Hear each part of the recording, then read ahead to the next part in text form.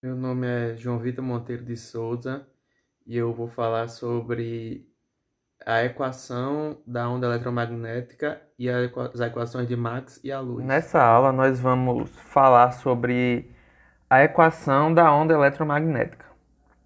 Então, para começarmos a entender essa equação da onda eletromagnética, nós vamos partir das equações de Maxwell.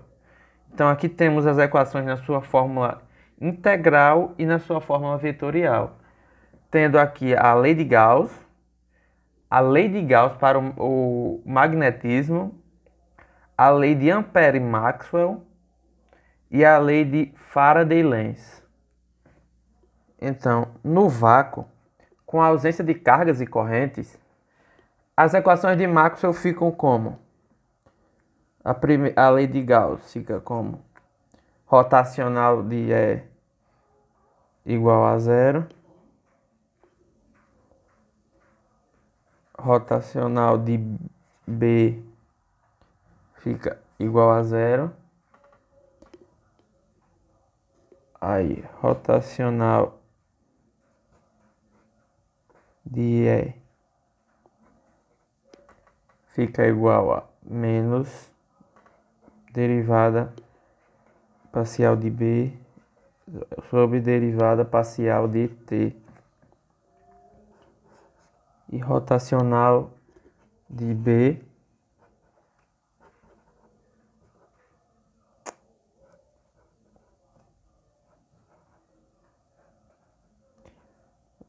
só um instante. E rotacional de B vai ficar mi zero, epsilon zero, derivada de E, derivada de E sobre derivada de T. Então, temos utilizando a relação, nós temos rotacional de E, sendo igual a rotacional multiplicando rotacional de E menos rotacional ao quadrado de E. Resolvendo, nós temos menos rotacional multiplicando derivada parcial de B, derivada parcial sobre derivada parcial de T igual a derivada parcial de rotacional B sobre derivada dt. Aqui, sim, aqui tem um menos. Aqui tem um menos. Então, que é igual a menos mi zero, epsilon zero, derivada parcial ao quadrado de E, derivada de t ao quadrado. Então, e portanto, vamos virar a folha, né? Portanto, é rotacional ao quadrado de E é igual a mi zero, epsilon zero, multiplicando a derivada parcial ao quadrado de E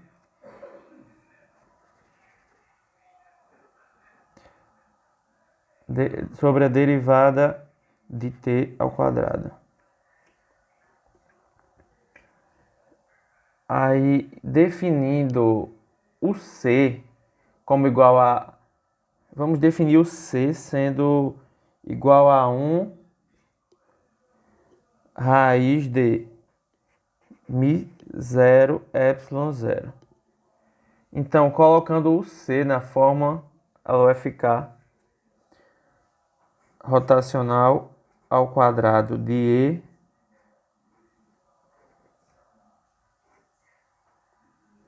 rotacional ao quadrado de E igual a μ0 ε0.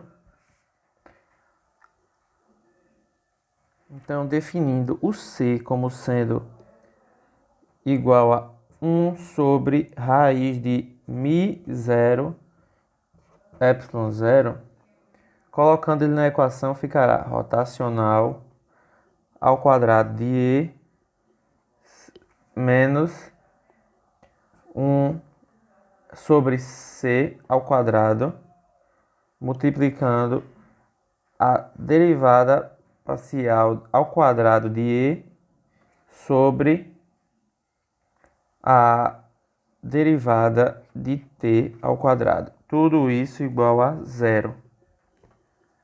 O mesmo procedimento nas equações B leva a gente a ter rotacional ao quadrado de B menos 1 sobre C ao quadrado, derivada parcial ao quadrado de B, derivada parcial de T ao quadrado. Tudo isso igual a zero.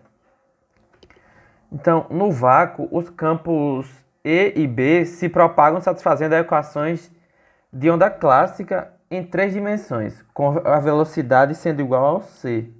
Então, nós podemos saber com isso que a velocidade é igual ao C. Então, nossa velocidade é o nosso C. Então, inserindo valores numéricos, obtemos que o nosso C, sendo raiz quadrada de μ0 ε0, nós temos que o C vai ser 2,998 vezes 10 a oitava metros por segundo. A velocidade de propagação, que resulta de quantidades puramente eletromagnéticas, é idêntica à velocidade da luz no vácuo. Então, a velocidade de propagação, que resulta nas quantidades puramente eletromagnéticas, é idêntica à velocidade da luz no vácuo. Então, isso quer dizer que a luz é exatamente uma onda eletromagnética se propagando. A unificação da óptica com o eletromagnetismo. A união desses dois. Outra coisa é que as duas equações aqui são vetoriais. Portanto, cada componente de E e cada componente de B satisfazem a equação da onda. Por exemplo, se X igual a X de ZT, é função apenas da coordenada Z e do tempo T, mas não de Y e Z. E é Y, e se é Y igual a EZ igual a zero, nós vamos ter, a próxima página, nós vamos ter derivada ao quadrado de EX sobre derivada de Z ao quadrado, menos 1 sobre C ao quadrado, derivada parcial ao quadrado de EX C ao quadrado,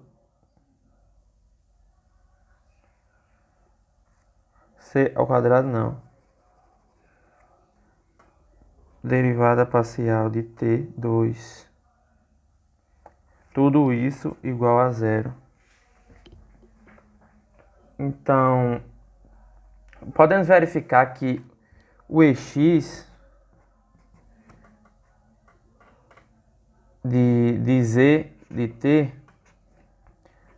é igual ao F de Z mais ou menos D.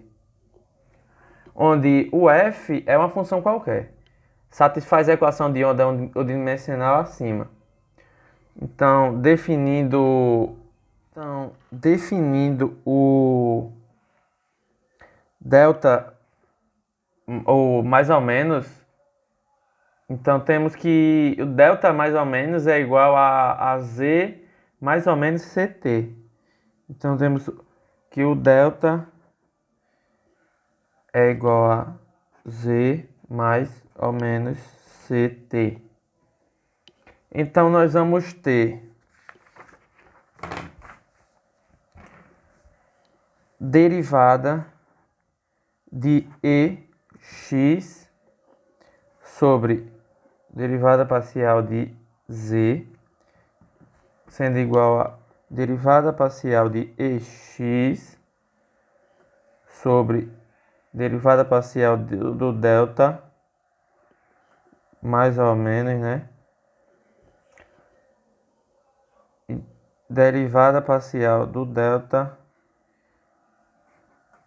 sobre derivada parcial do Z,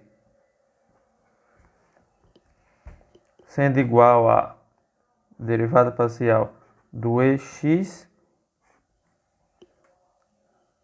derivada parcial do delta mais menos. Então, continuando, a derivada parcial ao quadrado de EX sobre a derivada parcial de Z ao quadrado, nós temos que derivada parcial sobre derivada parcial de x, tudo isso multiplicando a derivada parcial do e de x sobre a derivada parcial de z, que é igual a derivada parcial sobre derivada parcial de z, tudo isso multiplicando a derivada parcial de e, x, derivada parcial de delta mais menos, que é igual a derivada parcial do delta, ou derivada parcial sobre a derivada parcial do delta, multiplicando a derivada parcial do EX sobre a derivada parcial do delta mais menos, multiplicando a derivada parcial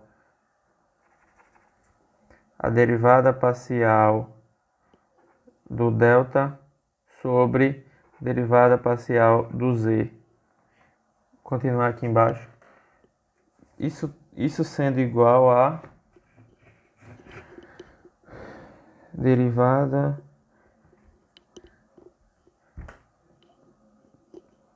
parcial ao quadrado de x sobre a derivada parcial do delta ao quadrado de mais menos.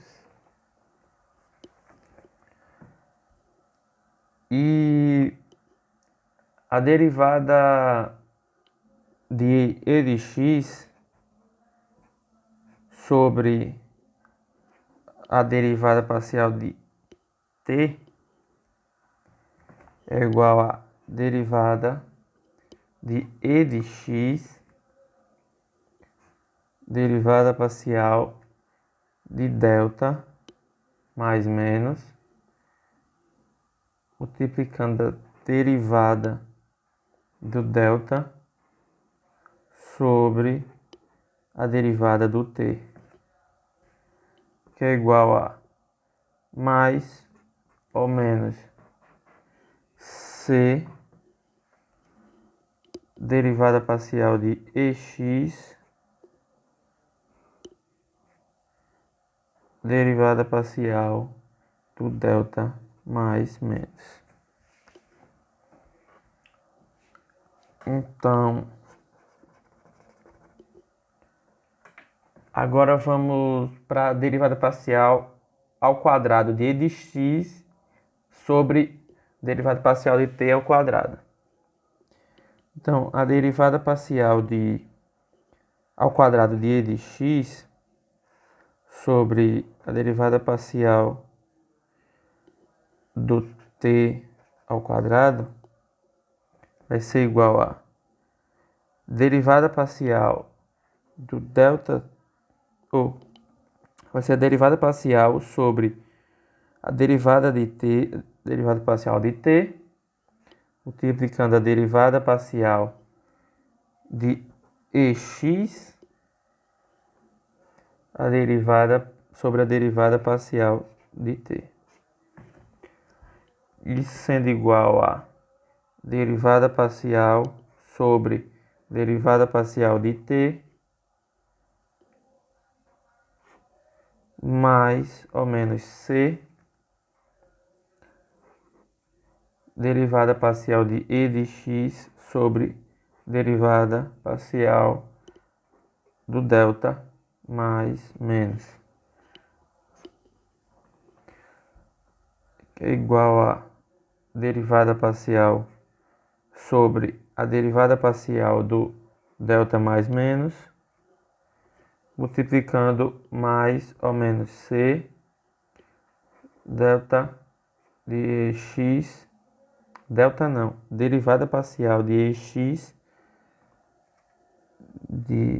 sobre a derivada parcial do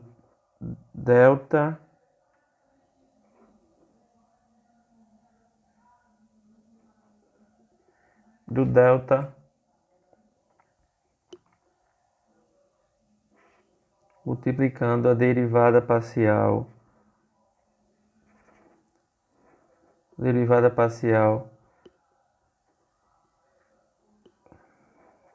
do delta mais menos delta t. Continuando aqui embaixo, isso tudo vai ser igual a c ao quadrado derivada parcial ao quadrado de e de x, derivada parcial de delta ao quadrado mais menos. Então, portanto, utilizando essas equações, nós vemos que elas assim satisfazem as equações de ondas. Então, para encontrar B sendo igual a B de ZT, nós vamos considerar as equações de Maxwell. O nosso rotacional B será igual a zero.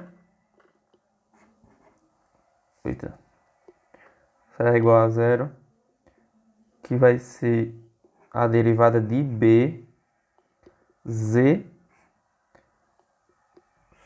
sobre a derivada de Z, isso também sendo igual a zero. O rotacional E vai ser igual a derivada de B menos a derivada parcial de T. Isso sendo zero, vírgula, derivada parcial de EX, derivada parcial de Z, vírgula, zero. Isso vai ser igual a menos a derivada parcial de BX sobre derivada parcial de T a derivada de by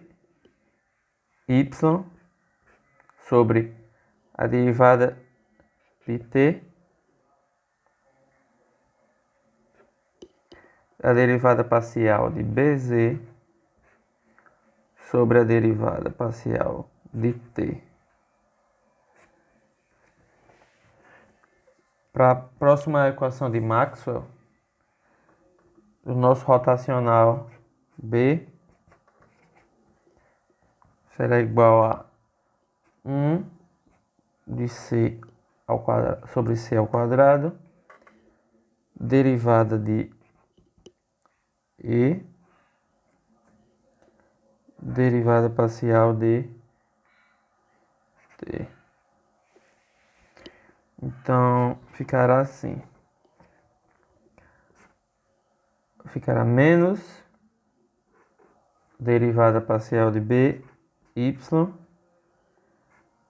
derivada parcial de z, vírgula, derivada parcial de bx, derivada parcial de bz igual a zero.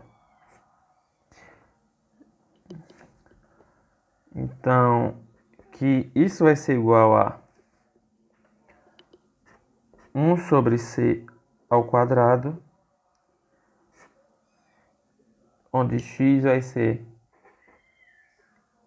derivada parcial de e de x, derivada parcial de t, 0 em y e 0 em z. Então, essas equações implicam em derivada parcial de bz sobre derivada parcial de z, sendo igual a derivada parcial de bz sobre a derivada parcial de t, sendo igual a zero. E a derivada parcial de bx sobre derivada de z, isso sendo igual a derivada parcial de bx sobre derivada parcial de de t. Isso também sendo igual a zero. Portanto, bx e bz são constantes no espaço e no tempo. Como estamos interessados apenas na parte oscilante dos campos, por simplicidade a gente pode tomar que bx igual a bz, que é igual a zero. Resta somente sabermos a componente by, para a qual temos as equações. Vou fazer em outra folha. Para a qual temos as equações. Derivada parcial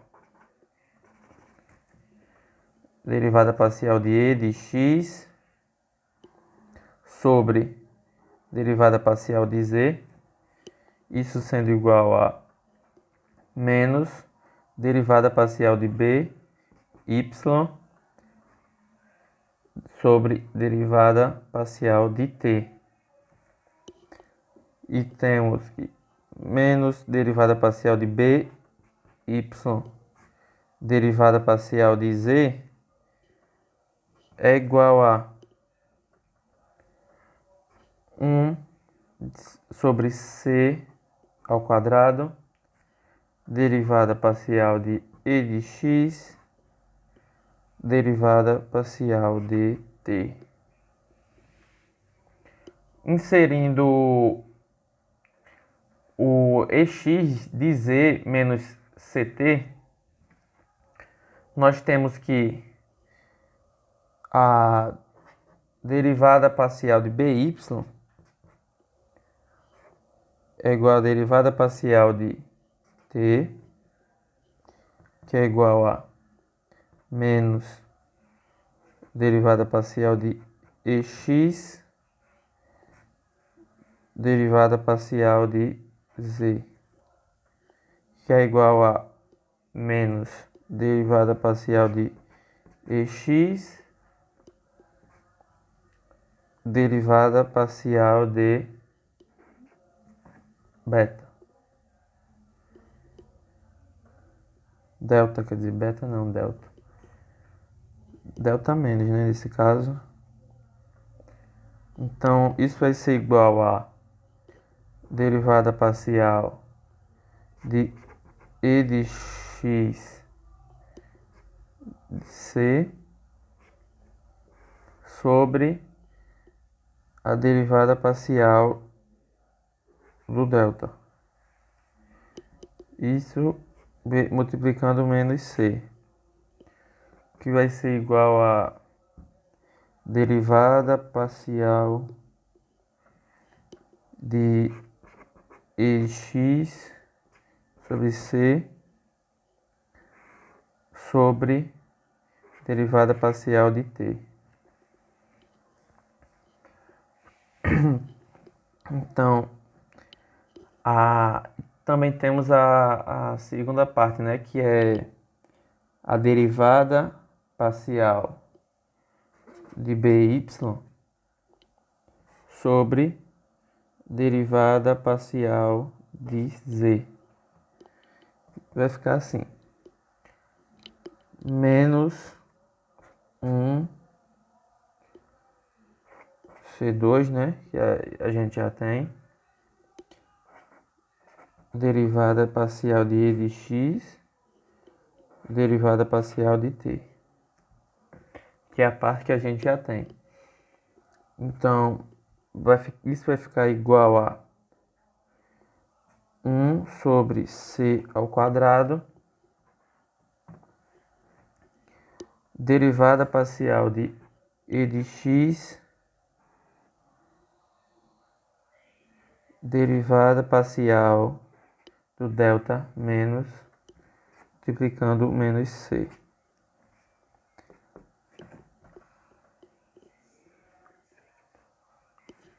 Então, derivada parcial de e de x sobre c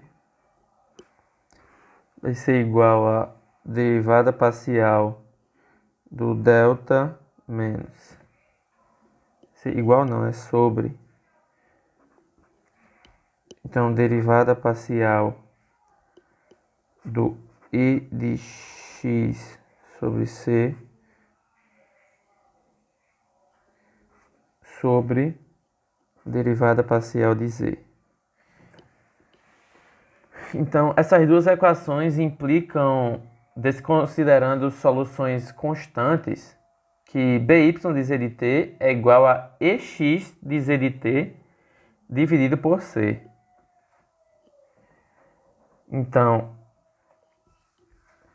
ex, então o e de z de t vai ser igual a f de z menos ct de x. E o b de z de t será igual ao f de z menos ct sobre c de y. E que isso também pode ser 1 sobre c de z de e igual a c dividido por c ao quadrado de e. Então,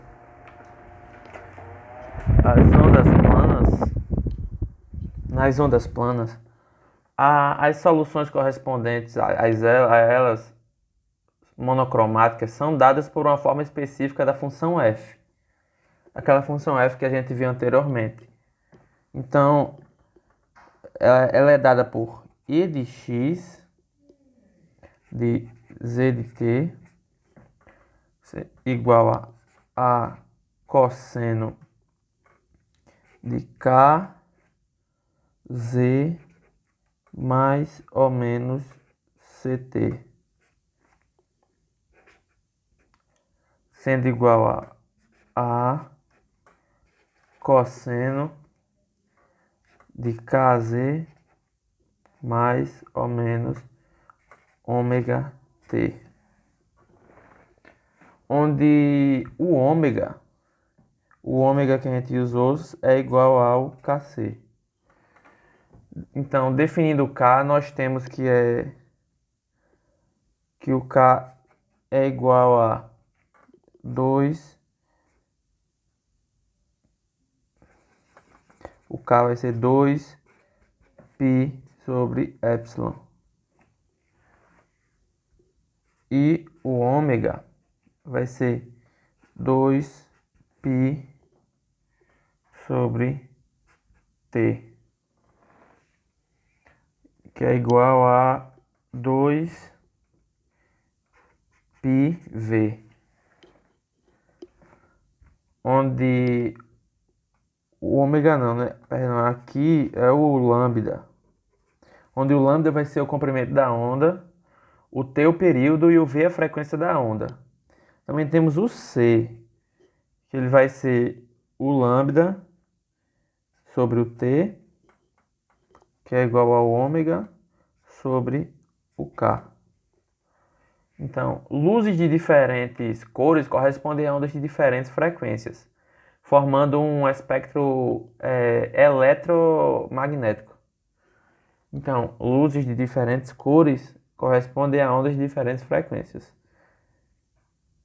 Então, diferentes cores igual a diferentes frequências. Então, na solução geral, vamos considerar a propagação da onda nos campos onde ocorre a presença de cargas e correntes. Neste caso, as equações de Maxwell vão ser. Então, nesse caso, as equações de Maxwell vão ser rotacional de E, que é igual a ρ epsilon 0, rotacional de B, que é igual a 0, rotacional de E, que vai ser igual a menos derivada parcial de B sobre derivada parcial de T. De rotacional de B, que vai ser igual a μ0J mais μ0 epsilon 0 delta I, ou delta não, derivada parcial de E, derivada parcial de T.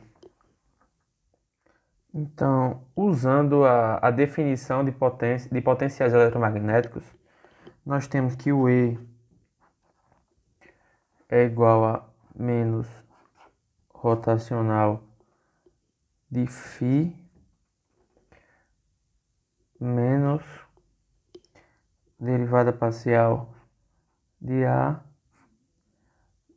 sobre derivada parcial de T. E o B, ele é igual ao rotacional de A. Então, nós temos que rotacional de E igual a rotacional de menos rotacional de φ menos derivada de A sobre derivada de T, que é igual a menos rotacional ao quadrado de φ menos 2 rotacional de A derivada de T. Derivada de T. Isso que é igual ao ρ de epsilon zero.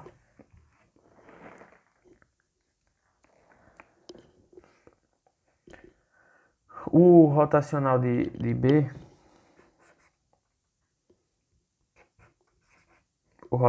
B, ele vai ser rotacional de A, que é igual a rotacional do rotacional de A menos rotacional ao quadrado de A. Isso tudo vai ser igual a μ0j mais μ0 epsilon zero, derivada de E sobre derivada de T, que vai ser igual a μ0j mais μ0 epsilon zero, derivada parcial de sobre derivada parcial de T. Isso vai ser igual a rotacional de φ menos derivada de A sobre derivada de T. Que é igual a μ0j menos rotacional de que é menos o rotacional multiplicando μ0 epsilon zero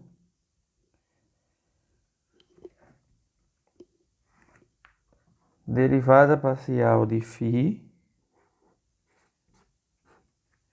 sobre derivada parcial de T. Isso menos o μ0 epsilon zero derivada parcial ao quadrado de A sobre derivada parcial de T ao quadrado. Essas duas equações implicam, portanto, Vou virar a folha. Essas duas equações implicam, portanto,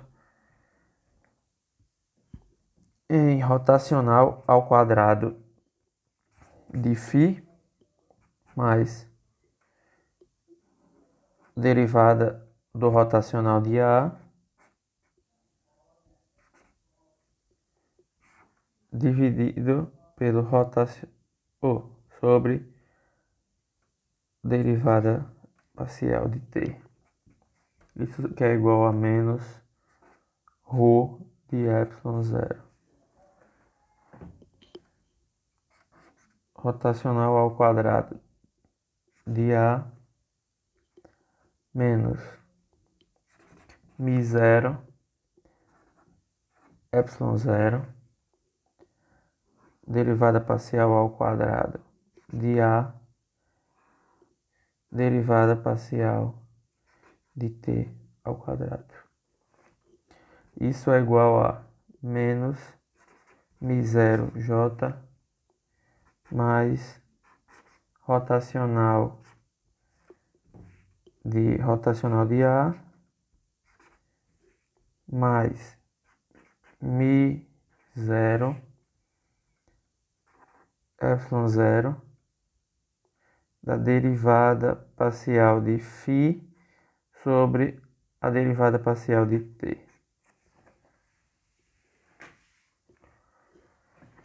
Então, escolhendo o calibre de Lorentz, em que a derivada parcial o rotacional do A mais μ0 epsilon zero da derivada parcial de φ sobre derivada parcial de T é igual a zero, e usando o C ao quadrado sendo 1 raiz de... 1 raiz não. 1 sobre μ0 ε0. Não usa raiz porque já está ao quadrado. Então, o rotacional ao quadrado de φ menos 1c ao quadrado, rotacional não, derivada parcial ao quadrado de φ sobre derivada parcial de t ao quadrado é igual a menos ρ ε0. E a derivada rotacional ao quadrado de A menos 1 sobre C ao quadrado de a derivada parcial ao quadrado de A, derivada parcial de t ao quadrado vai ser igual a menos μ0j. Então, a partir disso, nós vemos que os potenciais se propagam de acordo com as equações de onda não homogêneas. A gente também viu que no vácuo, os próprios campos satisfazem a equação de onda homogênea. Vemos agora que no vácuo, os potenciais também satisfazem a equação de onda homogênea. Aqui não nos preocupamos em encontrar a solução dessas equações, já que nós estamos interessados apenas na simples solução do vácuo, né?